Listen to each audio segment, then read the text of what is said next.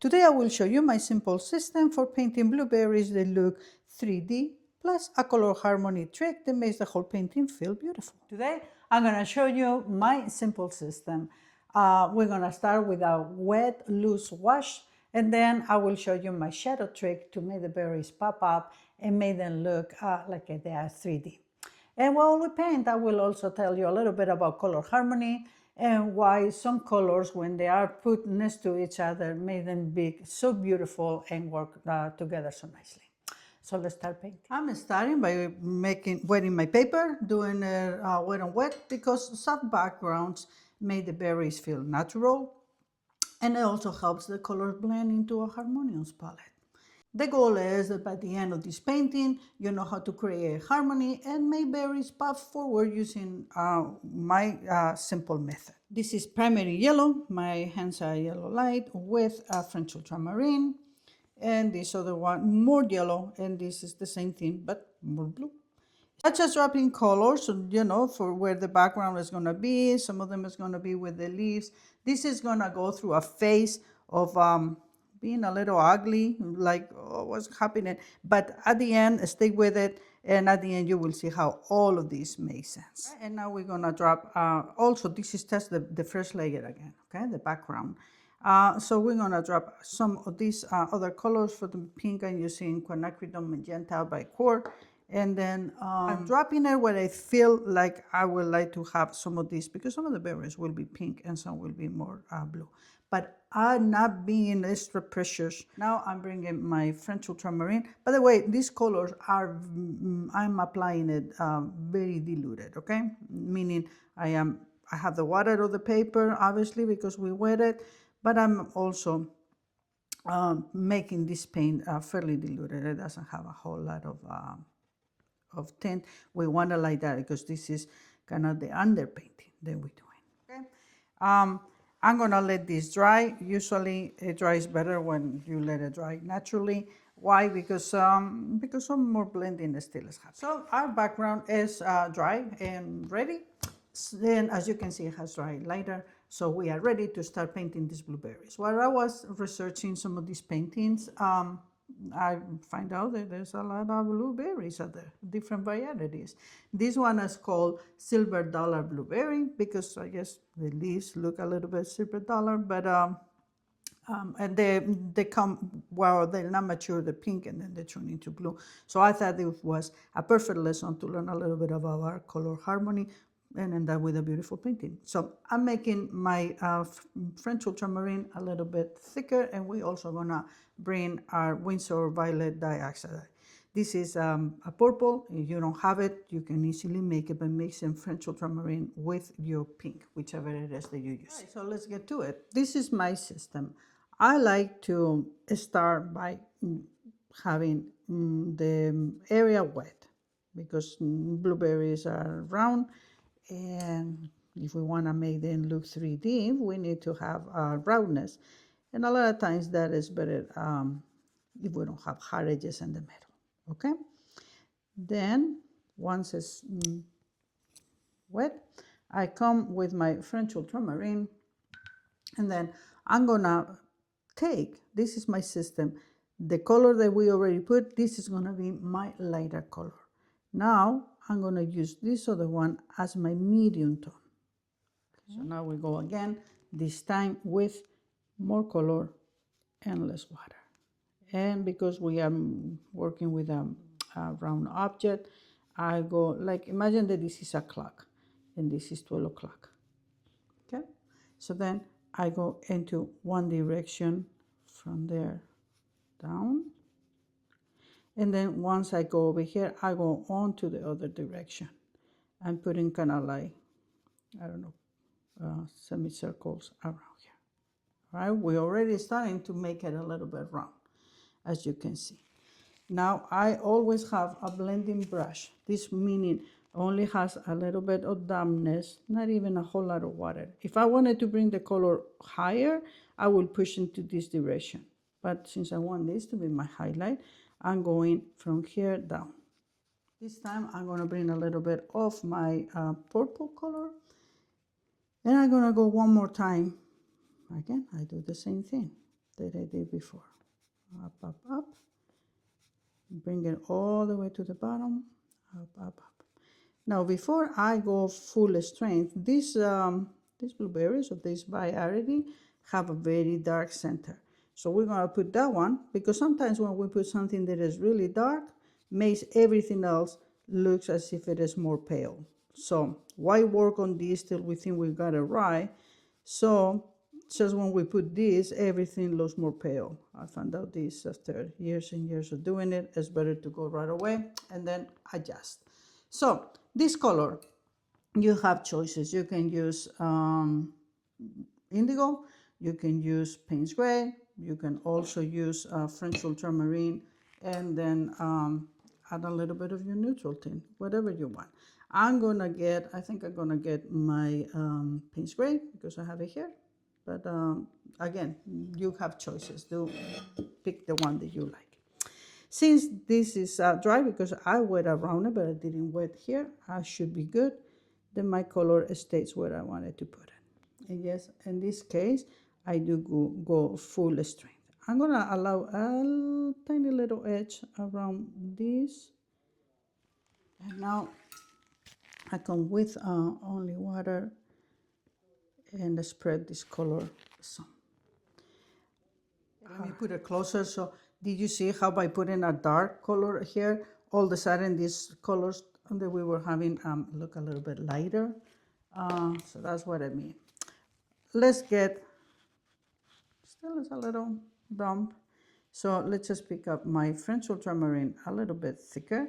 I'm gonna mix it this time already in my palette with the purple. And now we're gonna go ahead and put some of that around here. And then I want this, like I said, light.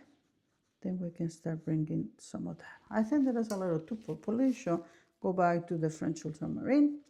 And now we add, we bring it all the way to the bottom, and we're getting ready to blend with our blending brush. And just with my brush, I just tap, tap, tap, tap, tap, tap. Just dilution. I just want to dilute it, but not bring it. Just take the edges out, as you can see. All right. Now here I can go round. And you see how I have too much between here and there? We never want to have that sharpness. So now is a good time to bring some of that color into the lighter area. Okay. One tiny detail, if you want to finish this up with like make it even more 3D, it already is looking 3D. As you go with, I'm going with my very thin brush, I think it's a 1, and with the same color that I have here, I'm coming a little bit around here, because they are like a, kind of like if it is a circle. Then right away, with my tip of my brush, I bring it down. Bum, bum, bum. All right, nice. First berry is done. Let me do a couple more fast.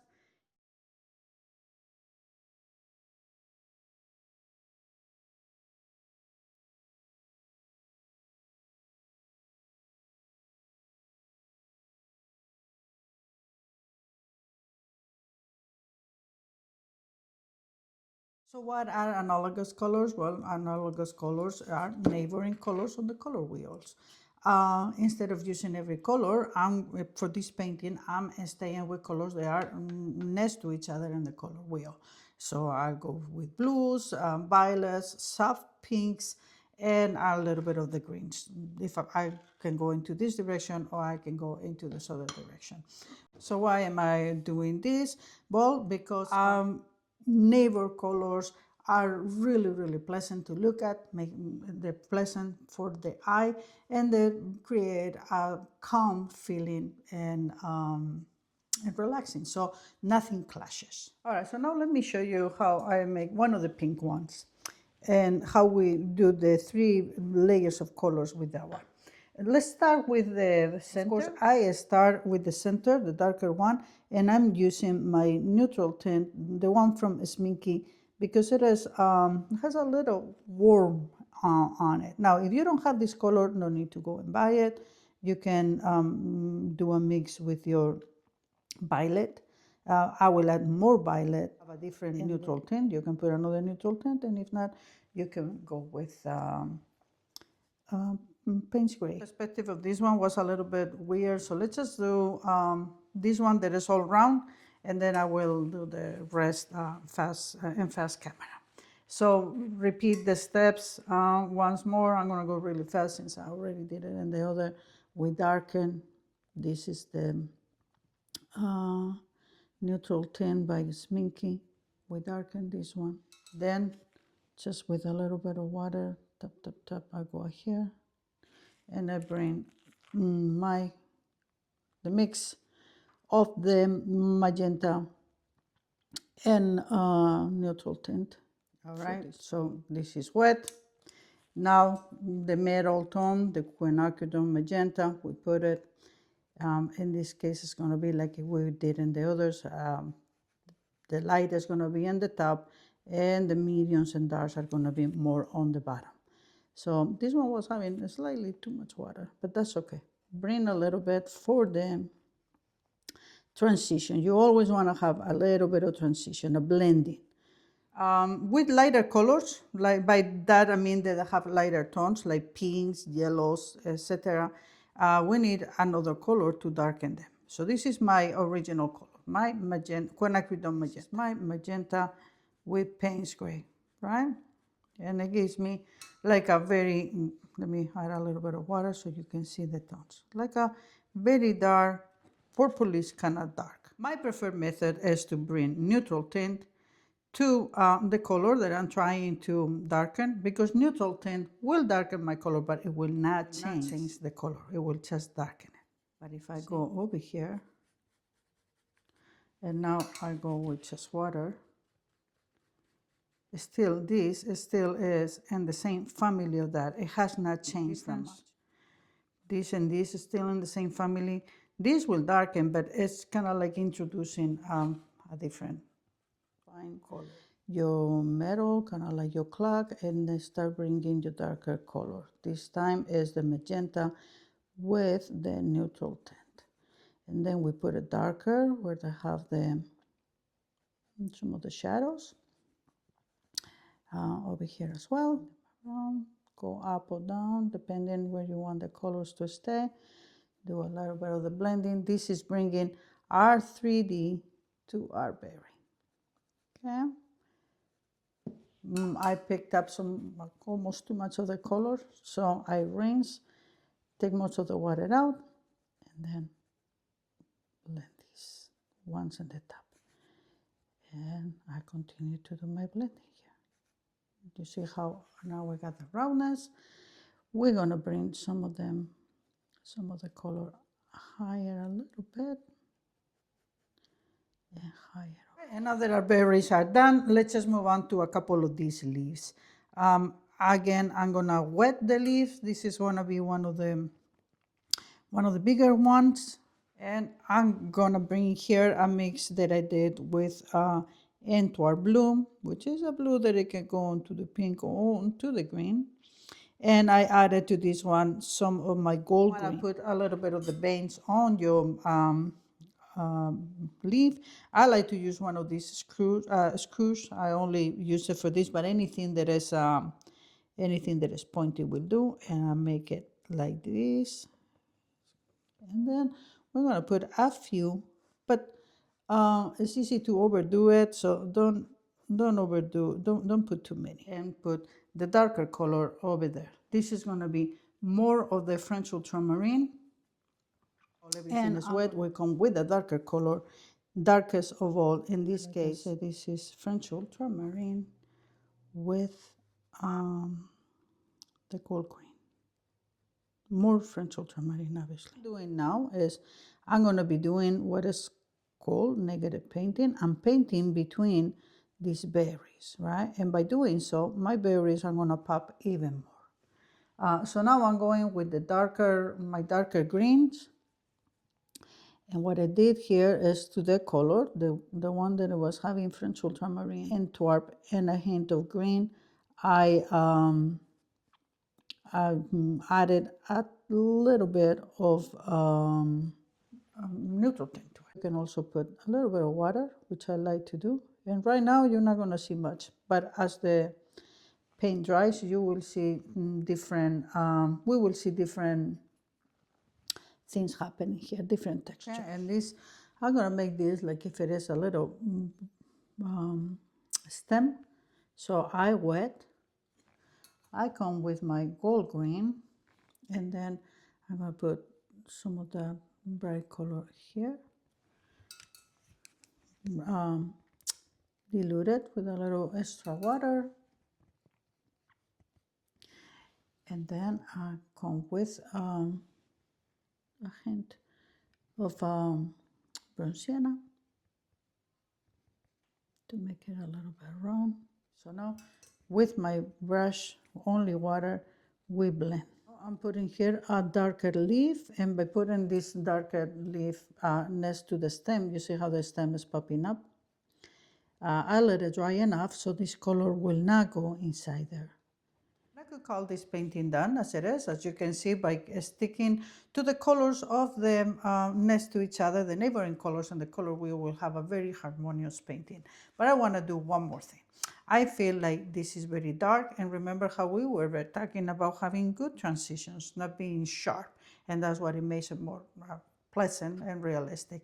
I feel like all of this is dark and the background is a little bit too light. Here I go with water, then I pick let me see, whatever it is that I have left over on my palette, and I'm not painting, okay? I just drop in, because we established from the beginning the background to be like blurry, like if it's not important, right? The focus is here. Because blueberries grow on a bush, then it's not like a flower by itself. So this is a branch, and there will be other branches, and that's what we're trying to do here. This will probably be more leaves and more. Some of them will have fruit, blueberries, and some other ones may not. But that's what we need to make it slightly darker, so it doesn't look like it's just the light, not just the sun. Every time that I bring it closer to a berry, I go carefully, and then we work hard for these berries, and we work hard for these leaves. So go carefully, there we go. And then I just go with my blending brush, and if I had to, I just have a transition here. If I had to wet to get hard edges out, then I'll do it. Again, this part goes really fast because, again, we are just dropping, we are not painting. We want this part a little bit lighter, but they cannot be like we have one and another. So I'm bringing some of the same colors that I was having over there. And hey, why not bring it a little bit closer to this berry to make it pop out a little bit. So this part over here is darker. Why is darker? Well, because the bush, the stem is coming from here, so it tells us that it will be more of the bush, more leaves, more branches, etc. So this has to get darker, sort of like this other way I here was, the other side. Drop a little bit of my green. This is the gold green. That's more orangey. I like that, so I think I'm gonna leave that alone. I'm having too much water onto my brush, so let's just take that out. Come over here with more of the blue. There you go. Cover this area and this area. I'm trying to make it like if it is background, it's part of that. Not a leaf like here. That's it. Well, no, I have one little white here that it should not be there. So I can use the same color. And again, I'm trying to do background, but it cannot be white because, well, the berries and stuff will make it darker. All right, so our painting is dry, and as you can see, this is a beautiful painting. We accomplished what we wanted it to do using my simple technique. We have detail when it needed to be, but we also have the looseness of the background that that is not necessary, otherwise it would take away from the focus. And also by keeping all our colors next to each other in the color wheel, we end up with a very pleasant and harmonious. And there you have the finishing painting, loose at the very beginning and detail and focus where it needed it to be. If you like this type of techniques, I'm gonna leave here a playlist where I show you others so that you can practice. And as always, I thank you so much for being here, and I will see you in my next video.